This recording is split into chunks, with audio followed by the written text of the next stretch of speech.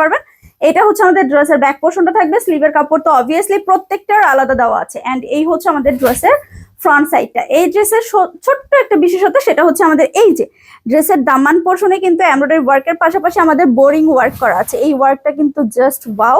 আমি এটার ক্যাটালগটা একটু আপনাদের দেখাই, তাহলে হয়তো এটার ডিজাইনটা আপনারা বুঝতে পারবেন যে এটার আসলে মূল ডিজাইনটা কেমন হবে। এই যে জাস্ট সি, এই যে পরে আছে দেখেন কি সুন্দর লাগছে না ডিজাইনটা। এখানে কিন্তু আমাদের বোরিং ওয়ার্কটা আছে, এখানে জাস্ট একটা লেস ওনারাই অ্যাড করেছে। আপনারাও কিন্তু এরকম লেস দিয়ে ড্রেসটাকে আরো বেশি ইউনিক করে ফেলতে পারেন। এই হচ্ছে আমাদের ড্রেসের আসল ডিজাইনটা।